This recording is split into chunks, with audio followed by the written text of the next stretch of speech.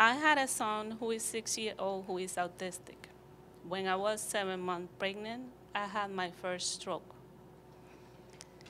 My son born at 36 weeks, and 2 hours after he was born, I was put in more than 20 pills.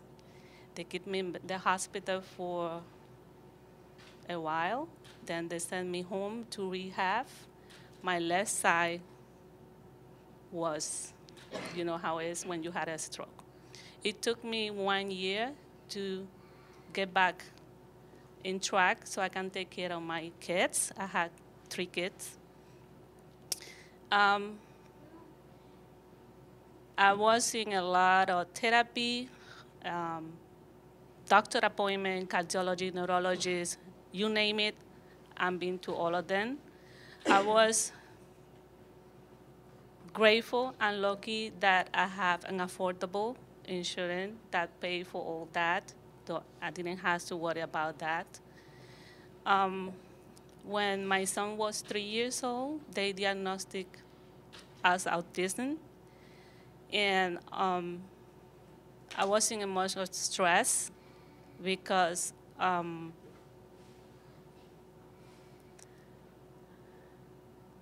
I was starting to take care of my kids, and I was having memory problems. It was something that it was related to the stroke. So I was in a very bad shape. I had a second stroke, sent me back to the hospital. I had to start over again with treatments. I had to also take my son to therapies. So because he was no verbal, so he has to go to speech therapy, OT therapy. I was lucky that they sent me to the Children's Specialized Hospital, and when I started going there for the therapy was so great. They not only took care of my son, they also saw the need that I was having. And they said, what's going with you? And I told them that, I had 2 strokes. I had a heart problem. I had rheumatoid arthritis. I have all these kind of problems. And I'm trying to keep my kids healthy as much as possible. And they give me also therapy. They talk to me. They give me referral to go to different parent groups, community service. I've been to all of them. I learned a lot.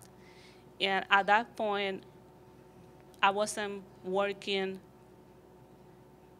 because I wasn't able to work.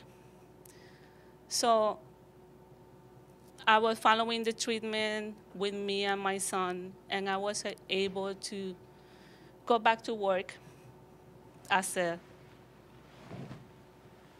part-time. And I was happy. But it was hard because I had to travel to New York.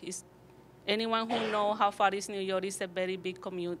So I had to do that. But just to work part-time, sometimes I wasn't able to see my kid too much or give him too much care because, I go home 7, 8, 9 o'clock at night. My husband also has to work in New York, long hours, 7 days a week, 24 hours. He's a driver. So for us to keep taking care of all that we need, medication, treatment, transportation, we have to work hard. I was happy that I had the health insurance that paid for all of this. Without that, I don't think I'm going to be sitting here today. Probably my husband will be a widow at this moment. Probably my son will not be able to talk yet.